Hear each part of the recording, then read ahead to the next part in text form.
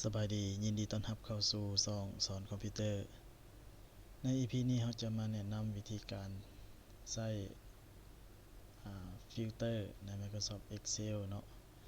ซึ่งว่าฟิลเตอร์นี่ก็สามารถใช้ได้เพื่อฟิลเตอร์หาเพื่อค้นเพื่อกรองเอาเนาะเพื่อกรองเอาเพื่อคัดกรองเอาข้อมูลที่เราต้องการเนาะสมมติว่าเรามีข้อมูลหลายๆอันอยู่ในExcel เนาะแล้วเราจะค้นหาเฉพาะแต่ข้อมูลที่เราต้องการนั้นเราก็สามารถฟิลเตอร์หาได้เนาะซึ่งวิธีการสร้างนั้นเราก็มาเบิ่งนำกันเลยเนาะทีนี้เราก็เปิด Excel ขึ้นมาเนาะแล้วก็เข้าไปที่แท็บของData เนาะแท็บของ Data หลังจากนั้นเราก็เลือกท่าสีเอาหัวแถวเนาะของข้อมูลที่เราต้องการจะฟิลหาเนาะหลังจากนั้นเราก็เข้าไปที่ฟิลเตอร์เนาะหลังจากนั้นมันก็สิได้กล้องเป็นบล็อกขึ้นมาจังซี่เนาะเราก็สามารถฟิลเตอร์หาได้เนาะ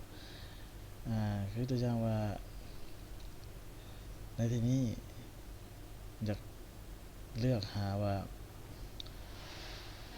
เฉพาะนักเรียนที่ได้เกรด A เนาะเราก็สามารถฟิลหาได้เราก็ติ๊กเอาเฉพาะเกรด A เนาะมันก็สิได้เฉพาะเกรด A ขึ้นมาเนาะ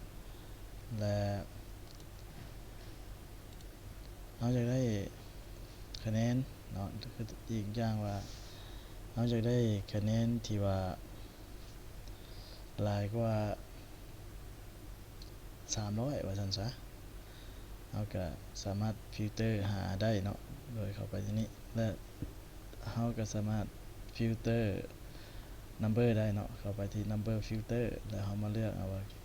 greater than เนาะ greater than เท่าใด greater than 300สมมุติว่าเรา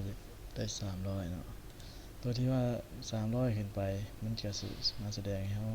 เห็นอยู่นี้เนาะหรือว่าเราจะค้นหาชื่อเนาะอยากฟิลเตอร์หาชื่อเนาะก็สามารถเฮ็ดได้เนาะโดยฟิลเตอร์เข้าไปที่ text filter เนาะสมมุติว่าเราอยากได้มันขึ้นต้นด้วยตัวหยังด้วยตัวกอสมมุติว่าขึ้นต้นด้วยตัวกอเราก็สามารถพิมพ์ตัวกอใส่แล้วเราก็กดโอเคได้เลยเนาะ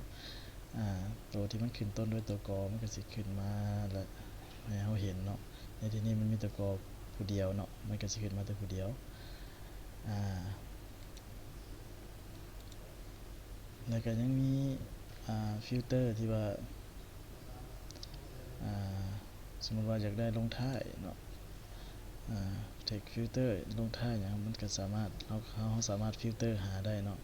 ตัวนี้มันลงท้ายด้วยตัวหยังลงท้ายด้วยตัวนอสมมุติว่าเราก็ค้นหาปึ๊บเพราะว่ามันขึ้นมันมีตัวนอเบิดเนาะอันนี้สมมุติว่าเราเปลี่ยนจากตัวนอเป็นตัวอื่นตัวดอและเราสามารถฟิลเตอร์หาชื่อใหม่เนาะที่ว่า edit ตัวนอเราก็คลิกโอเคปึ๊บมันก็สิลงท้ายด้วยตัวนอทั้งเบิดเนาะและตัวเรื่องตัวเลขคือกันเนาะเราก็สามารถฟิลเตอร์หาได้หลายเงื่อนไขเนาะคือตัวอย่างว่าเราเลือกฟิลเตอร์คือว่าอยากได้ตัวเลขตั้งแต่200หา300สมมุติว่าเนาะเราก็เข้าไปที่ฟิลเตอร์ number แล้วก็มาเลือกที่ between เนาะ between แล้วก็ตัวนี้มัน is greater than or equal to หรือว่าใหญ่กว่าหยังใหญ่กว่า200และเนาะแล้วก็มาและ and เนาะ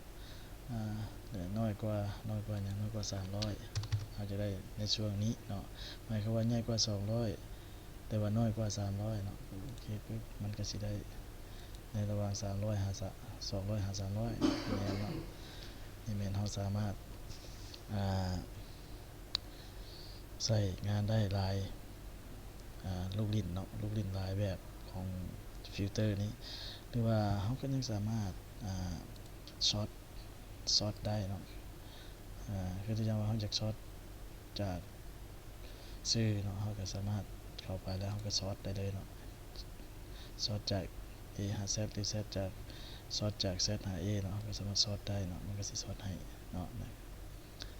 มันก็มีลูกลิ้นหลายๆอันเนาะสำหรับฟิลเตอร์นี้เนาะแต่ว่าอยากยกเลิกเด้เราก็ยกเลิกได้เนาะมันก็สิขึ้นมาให้เฮาตัวนี้สมมุติว่าเฮาอยากเซาฟิลเตอร์ทุกอย่างเนาะเฮาเข้าเบิ่งตัวนี้เฮากดปึ๊บมันก็สิเซาฟิลเตอร์ให้เฮาทุกอย่างเลยเนาะมันก็มีลูกลิ้นหลายๆแบบจำนี้เฮาสามารถปรับแต่งปรับลูกลิ้นได้เนาะตามที่เฮาต้องการว่าซั่นซะสำหรับคลิปนี้ก็สิมีจำนี้เนาะขอบใจ